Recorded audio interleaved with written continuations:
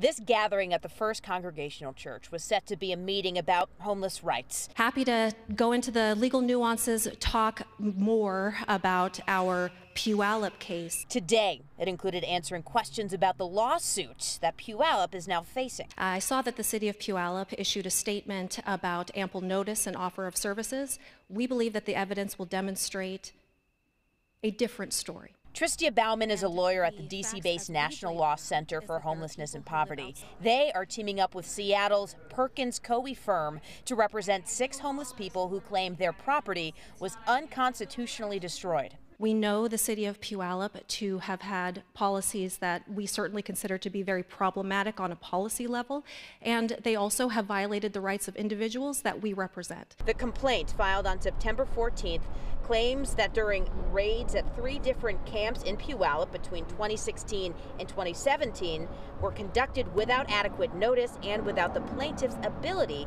to challenge them. We are looking for damages for the individuals to make them whole for the loss of their property, but more importantly, what we're looking for is a remedy that will prevent this from reoccurring. You can't live in conditions that are unsafe and unsanitary.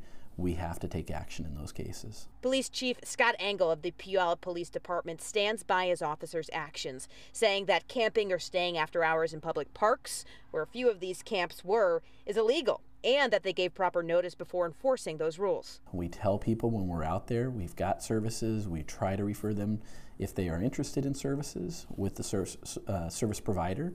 And we let them know we're going to be back and that they need to hopefully voluntarily comply. Bauman says there is nowhere in Puyallup for campers to go to once they've been evicted, in hopes that this lawsuit will change that. So cities and counties, all governments, would be wise to think about the ways to help people maintain the property that they need to survive while they pursue the type of strategies that will end homelessness. I think that there's parts of the complaint that make me pause because it appears that they're trying to legislate policy through the court system in Pierce County by a Seattle-based law firm. The chief believes the solution will not be found by going after his department's policies. We, as law enforcement, are not the solution to homelessness. Homelessness is much greater than what law enforcement can do.